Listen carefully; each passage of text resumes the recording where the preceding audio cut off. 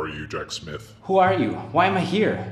We're the anti-AI acceptance agency, and we'll be the ones asking questions here. The anti-AI acceptance agency? You know, anti-AI acceptance. So, AAAAA. We're the guys who resist those who resist AI. Whatever. Jack Smith, as a language teacher, you are held on suspicion of resisting the advancement of AI and its potential to revolutionize language learning. What? I've never opposed AI technology. I support the advancement of AI. Oh, really? Then, as a true fan of AI, you would know whether Stable Diffusion is a speech synthesizer or a large language model. Neither. It's an image generator. And your favorite podcaster is? Lex Friedman. Crap. Got the wrong guy again. Okay, well, a few suggestions. Don't hold people hostage. That's not cool. And you should really choose a better name. Was that the best that ChatGPT could suggest? Well, you know, it had the alliteration with all the A's. We thought it was pretty cool. Okay, well, apologies for the confusion. Let me just get you untied here. And the cave dripping noises? You know, it feels pretty clean and dry in here, right? That was never gonna work. I guess you're right. Okay. That was weird. Am I even still in Taipei?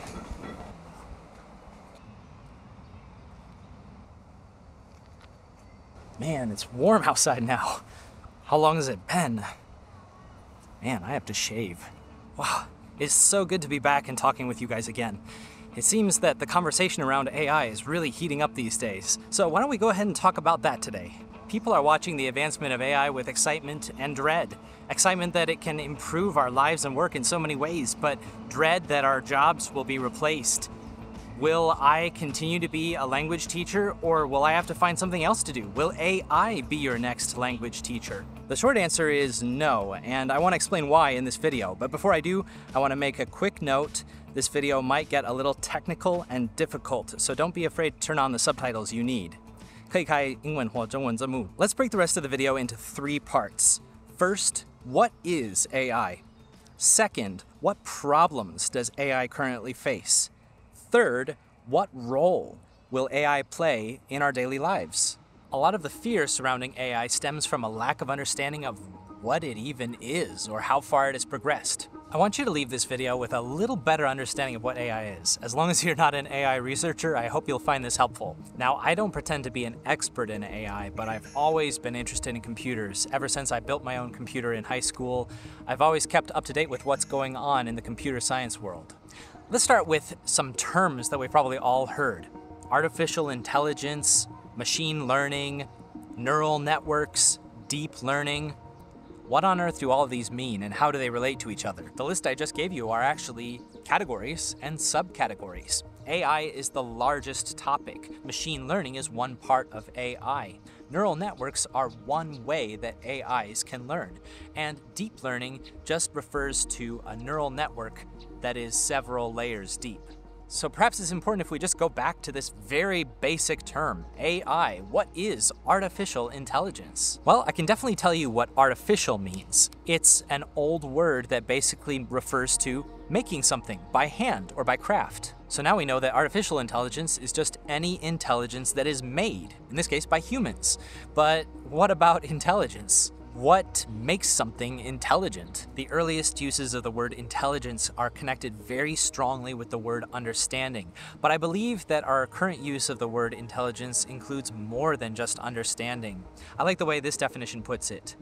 Intelligence is marked by complex mental feats, high levels of motivation, and self-awareness. Intelligence also enables the descriptions of things and the use of those descriptions in future behavior. It's hard, right? Because I think we all intuitively know what intelligence is, but it's hard to draw the line where it ends. Are plants intelligent? Well, they do respond to their environment. Do they have any self-awareness? Some of these things we don't even know. Okay, but let's pull back to artificial intelligence. Actually, in this group of artificial intelligence, there are 3 recognized subcategories: ANI, AGI, and ASI. ANI is artificial narrow intelligence. AGI is artificial general intelligence, and ASI would be artificial superintelligence. All current AI in existence fall under the category of ANI, artificial narrow intelligence. Just for comparison, all of these categories are measured against humans, where we are considered general intelligences. Well, that is unless you're super intelligence and you're secretly hiding it. So there we go. There's a short answer to why we can't be replaced by AI yet. AI hasn't reached the level of general intelligence yet. What makes a narrow intelligence narrow? Well, it just means it's been specialized. So for example, an image generator like DALL-E 2 or Stable Diffusion have been trained to take a text input and give a graphical output. The training process that most of these ANIs have gone through to become what they are is called machine learning. It's exactly what it sounds like. We're going to help the machine learn something. The majority of them learn using what we call a neural network. Now, the crazy thing about what a neural network is that it is basically imitating the way our own flesh brains work. You basically have a neuron, or maybe we would call it a node. It's like one point that is going to receive multiple input. And then, as a result, it is going to have one output. You create a whole lot of these neurons or nodes in parallel, and then you mesh and combine their outputs. If you stack more than 2 or 3 of these layers of nodes or neurons deep, congratulations, you have deep learning. You have an AI that is, to a certain extent, able to move away from a trainer, someone who is going to have direct input on that AI. The AI will, at some point, depend less on a trainer or someone else's input and go off on its own. If you feel like you don't understand exactly how this works, don't worry. I've heard even some of the top researchers in the field of artificial intelligence say that anyone who pretends to understand how a neural network actually works is lying. That's why nowadays we call AI a black box. You can't just open it and understand what kind of functions or processes it uses. So what would it take for AI to go from narrow intelligence to general intelligence? Well, this is where we get into the current problems that AI faces. Let's start by going back to how we as humans understand the world around us. We process the world through language. Our language shapes us more than we know. It's not just that language becomes a part of us, but that actually we become who we are through language. So coming back to artificial intelligence, let's take LLMs, large language models. This is what GPT-4 and ChatGPT are. Some AI researchers believe that this is the way we will eventually bring about artificial general intelligence. Just give an AI enough text, enough language, and eventually general intelligence will just spring out of it. And we have to admit, there are some very convincing things that have come out so far that lead some people to believe that AGI has already come about. But I don't think so, and the creators of GPT-4 and ChatGPT don't think so either. The reason is this: even though using words and connections between words is a very, very important part of understanding the world, it's not the only part. For example, AIs currently don't have any sensory connection to the world like we do. They don't have sight, they don't have smell, touch, taste, anything, right? Imagine with me for a second that you were blind. If you were, what would the words colorful or shiny mean to you?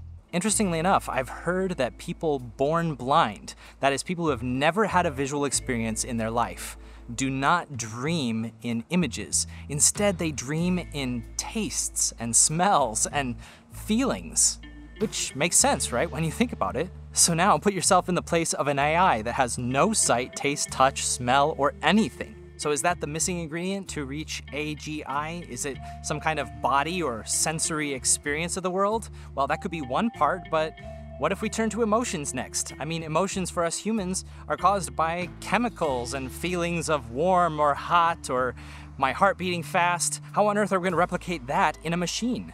Okay, let's rein it back in. Does ChatGPT understand us?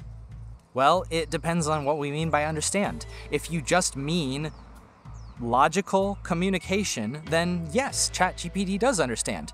You write something to it and the answer it gives back makes sense. But if by understand we mean that it can attach some kind of meaning or experience or feeling to the words that it is dealing with, then no. We have to say that ChatGPT does not understand anything about what it is saying. Why does that matter?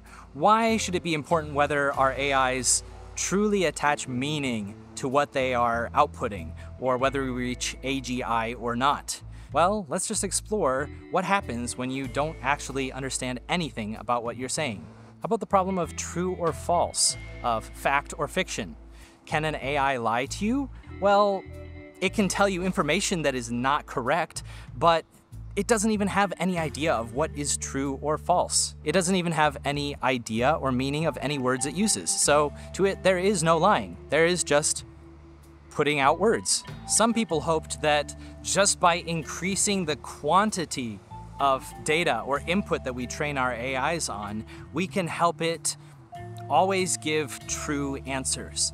But recently, it seems that our AIs are hitting a point where there are diminishing returns, which means that even though we continue to give the AI model more and more information, the amount of improvement in that AI is not very much. So it seems that there is a limit to which the sheer quantity of information can improve the accuracy of an AI. So would you want AI to be your language teacher if you weren't 100% certain if the information it taught you was correct? Let's use another way of demonstrating this. Have you ever played around with the autocomplete on your phone? Maybe you have at some point. Let's do a quick experiment. So let's say I type the problem with neural networks is, and then if I hit space on my Gboard, Google keyboard, it will suggest a probable next word in the middle of the top of the keyboard, right? So let's see, and let's just keep pressing on these words, okay?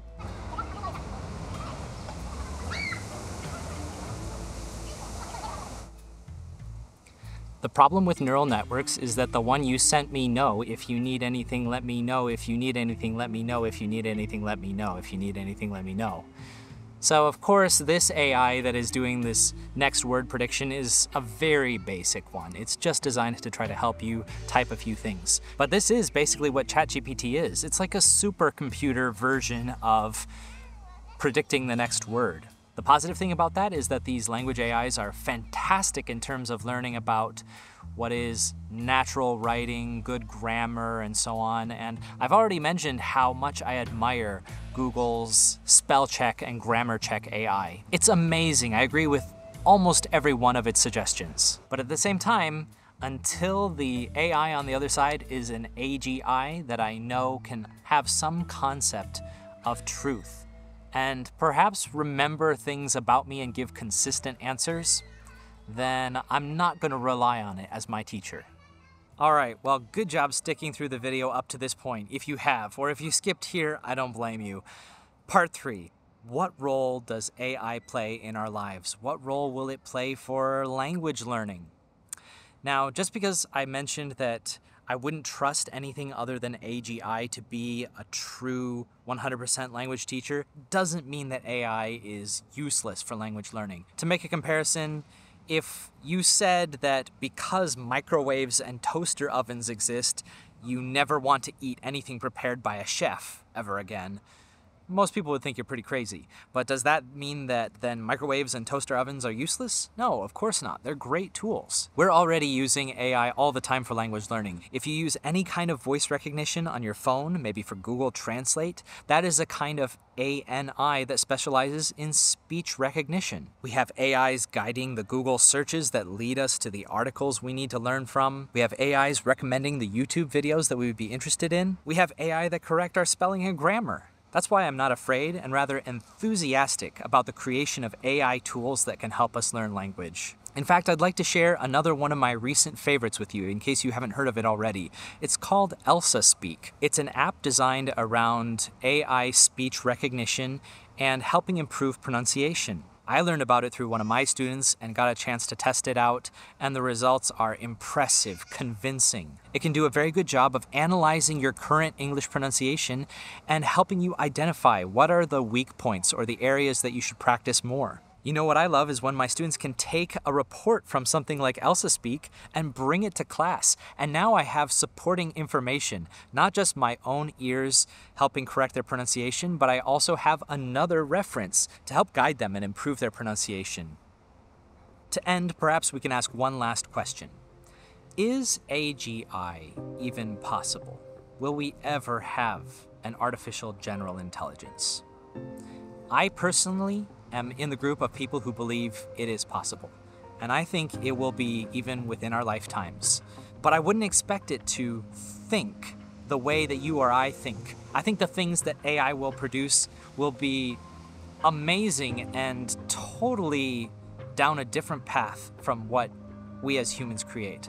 And to try to visualize this, I want to share a short clip from a music video created by a YouTuber named Doodle Chaos. This YouTuber set out with a challenge: could he use an AI to create the visualization to the lyrics to a song? And the results are truly something different from what I think any human would create. I also think that this music video is a great demonstration of human and AI working together. The AI created all of the images and how they blend and morph into each other, but the YouTuber also helped guide it at certain points and align it to the beats of the music.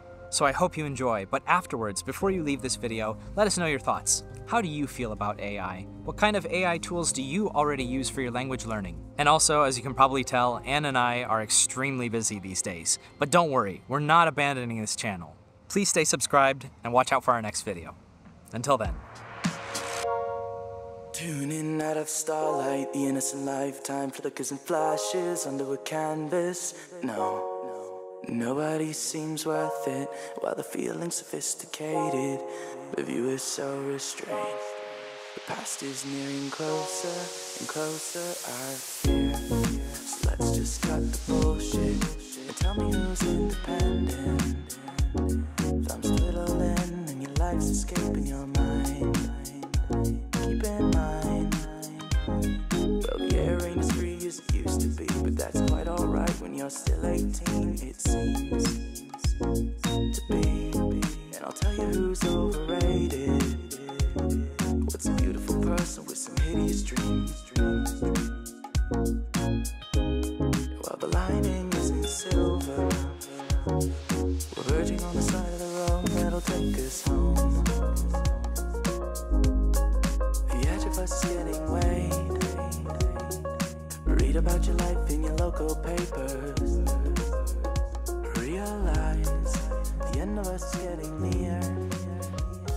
You're just a droplet of paint trickled off your canvas. Delirious illusions flowing backwards through the river of color while we analyze to try to see